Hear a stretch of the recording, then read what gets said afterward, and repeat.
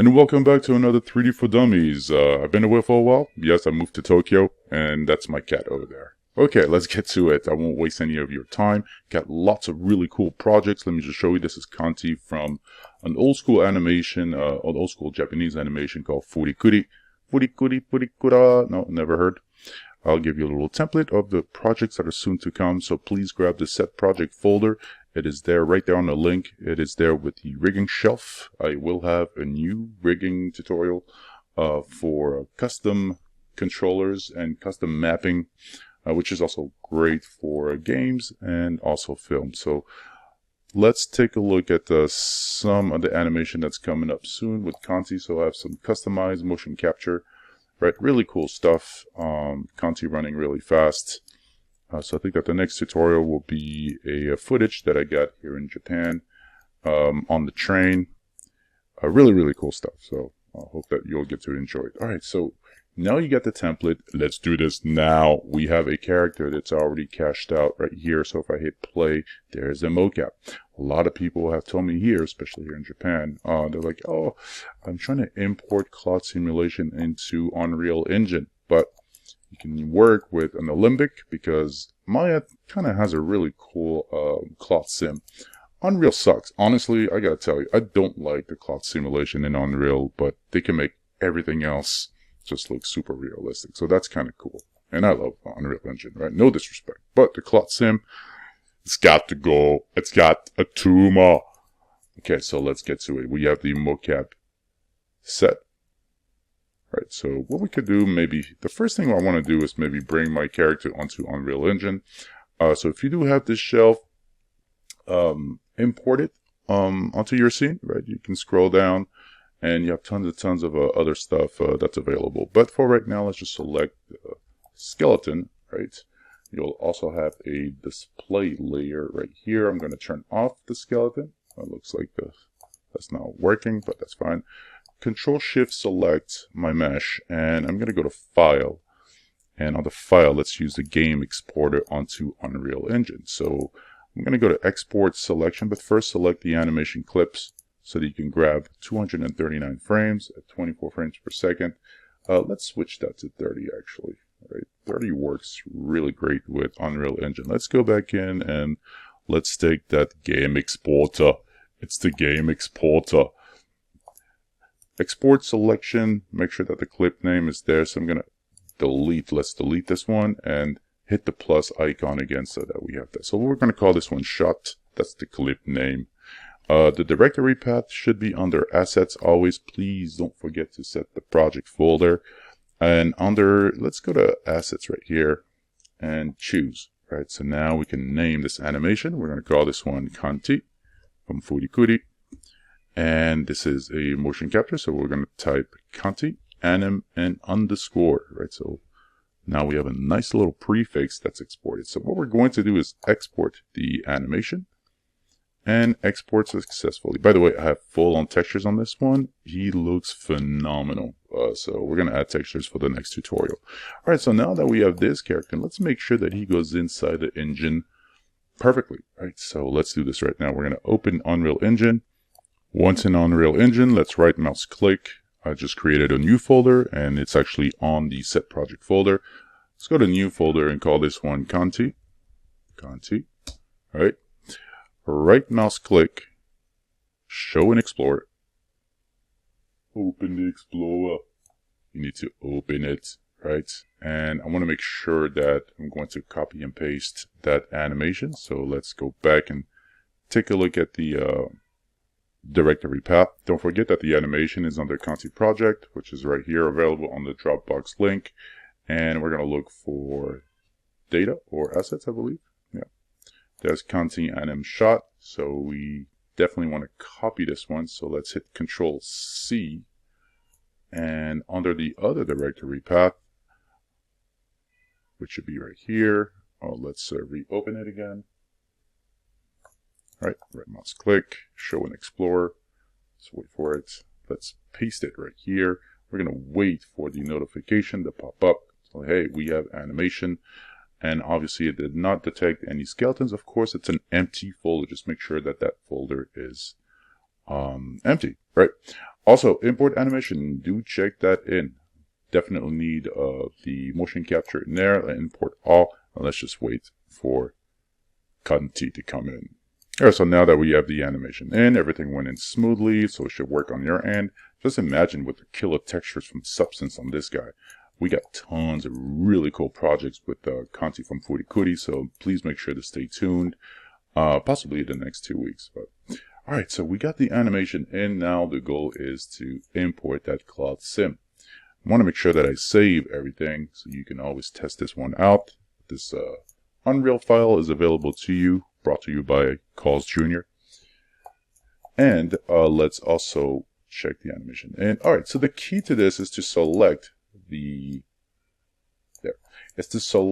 mesh, and we're going to rename this one to pcube1. So let's go to custom right here. The custom shelf is available, and what we're going to do is hit Control 1, and when we hit Control 1, select the vertices, and what this will do basically, it'll create a joint on each vertices and then parent it to the vertice itself, right, to each vertice. So we're going to use the UESIM script.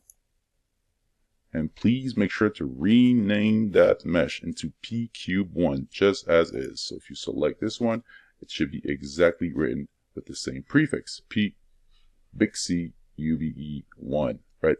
So what this did right now is basically just created a bunch of joints on their vertices. Now the really cool part is that they're connected. These joints are connected to these vertices, right? That's the really cool part. Which means that now if I were to hit play, right, we sort of have like all of these joints, and pretty cool, right? I think it's pretty cool. It's pretty neat. So now that we have everything, and we can simply just bake these joints in, right? We can simply bake the joints, and since the joints are connected to the vertices, we can actually bind it also, and voila, that's it. Let's make sure that it is a single chain hierarchy. So the first thing I want to do is select the neck, hit Control D, right, to duplicate it, hit Shift P, so that now it's out there in world space. And we're going to do this again one more time so you can see it, right? On the rigging shelf, I'm going to open the outliner right here, right? As you can see, we have tons of joints, and here's the neck. So let's do this again one more time.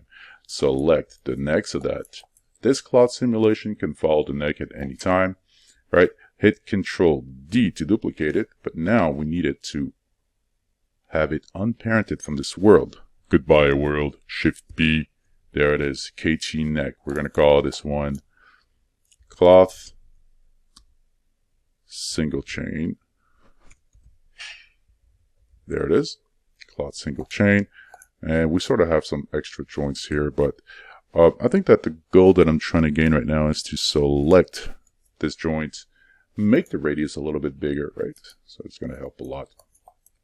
I want to make sure that this joint is also parented to the neck, right? So that it follows it at any time. Remember, all of these joints right here will be parented to this joint, right? So the first thing that I want to do is parent this cloth single chain joint to this joint. So this will be the mother. Sorry, this will be the mother, and this will be the child. Whoops. There. We're going to go to rigging and constraint, parent constraint. There we go. Rest of that now. It always follows, right? The next thing I want to do also is to basically select all of these joints, all right? And select the cloth single chain, the one that's been parented to, and hit the letter P so that now it is a single chain hierarchy. It looks like a complete mess, but if you play the animation now, this is a single chain hierarchy. All you need to do is just bake it and shake it. All right? No, that didn't make any sense, but that's fine. All right, so I'm going to select, please make sure that this joint is actually in world space. Right? So now we have it here, joint there, and let's select the single chain hierarchy. There it is. All right. We also need to bind it to this cloth. Right, so we're going to need to bind it as well. But first, let's bake it. Let's bake it. Let's select the single chain hierarchy. Hit Control 1. It looks like complete chaos in there. Right mouse click, hold, and select the hierarchy. let's make sure that we bake that animation. I don't need to bake this one, but the rest of these joints need to be baked, right? That's for sure. So let's go to edit, and under the edit, bake the simulation. Yay, right? So all we need to do after is simply bind these joints to the mesh. All right, so let's continue. Just remember, there's a lot of information going on right now. If I select the mesh, I notice that there's a cloth shape and all that stuff, right? So the main goal, remember, is to export this as an FBX, and we'll do it now. Do it now. You're wasting time. So let's do it. Okay, so we have a lot of information, right? There's these point-on surfaces right here. So if you select every joint, you need to understand how this works, right? So each joint carries a point-on poly constraint, right? So that's how they follow each other. But we got to clean all that up. Everything's baked already, so we're good to go. Just select the mesh, and you can use the all script from the rigging shelf, or delete the history, or, you know, disconnect everything from the cloud simulation running, right? It's a cached file at this point, but we're going to use the p-cube and use the all script, which is basically the freeze transformation, center pivot, and history all at the same time. So I'm going to use all, so that now, right, there's no more cloud simulation running. The only thing that's running is just these joints, but they're right here at the same position. That's the really cool part. So now I can just wipe these guys out, right? The nucleus, the end cloth, end rigid, dynamic constraint, dynamic. Do it now. Let's select all of our joints at the moment right here, and let's shift select the mesh. Let's use a quick bind. Let's go to skin under rigging right here, and let's bind the skin. Let's open its optional displays, check the bind to make sure that it's selected joints. Don't forget about that. Okay, you can allow multiple bind poses if you want, not that we really need it at this point. Actually, maybe we will. Let's apply and close. Right, so that now when we play the animation, voila, we now have our FBX ready to go. And there's something else happening too right here. Look at that. Ooh, ooh la la. That was just another copy. All right, so I'm going to hit delete. I don't know where that came from. Ooh, where is that from? Look at that. Under the outliner, there were two cloth in there. I'm such an idiot sometimes. Let's hit delete and let's make sure that everything still works properly. See how I got scared? I was like, what's going on? There's another mesh. You're just an idiot. This is why it's called 3D for Dummies, because I'm a dummy doing this. All right, so we got the cloud sim in, and let's go and select the FBX. Now, all you need to do is simply add it as a socket inside of Unreal Engine. I'm pretty sure you can do that. Let's just select this and the mesh. Let's make sure that it's got a skin cluster so that it's ready to go for export. Let's go to File, and let's go to Game Exporter, and on there it's an animation clip as well. It's a shot asset, yes, but this time we'll call it Conti Cape. There. And we're going to export this whole thing under Assets. So now we can always go back to Unreal Engine. Right, so let's go back to Unreal Engine. Where are you? There it is. So we're going to create a new folder, or right mouse click. New folder, let's call this one Cape. There it is. And under Cape, right, let's right mouse click and show an explorer again. Probably have like a million explorers open, but that's okay. We're going to go to Conti, of course. And under Conti, we're going to look for not the content, but we already have that. And let's look for assets. There it is. So we're going to look for the Cape. Hit Control C and hit Control V on its directory path, and let's make sure that we have that little pop-in right here. No skeletons, that's fine. Make sure import animation is turned on, and let's import it. We'll just wait until it goes in. The bone size is too small. Let's see. So let's check out the Cape. There's a shot anim right here, and voila, there's your cloth sim. Pretty cool, right? I think it's a great way to import the cloud simulation into Unreal Engine. There it is. Right, so all you need to do is just attach it to the character. Alright, and just a quick preview on the results, right? So hit Alt-S, or I think it's Alt-A to simulate. I think it's Alt-S. Yeah, that's right. Right, so now the cloud simulation is there. All I did is just drag and drop it onto the scene. And since they carried almost the same pivot, both of them, it was pretty easy to adjust it. There are multiple ways to actually run this, by the way. You can also use a blueprint. You can use a socket. There's so many ways to do it, right? But here it is, cloud simulation in there, straight from Maya without the limbics. Use the script and have a good one. Also, don't forget that under the assets folder right here, so if you go to data, data, under Conti project, the set project folder, you will have the script available right here. You can easily open it, copy and paste it onto the script editor right here, but it's already there just in case if your custom shelf doesn't show up, right? If you don't get these, then at least I'll put this one in. There are two other scripts in there that are very plain and simple. I won't get into it, but please just make sure that whatever you do, when you use the UESIM script, you do have to name it PQ1. That's the key.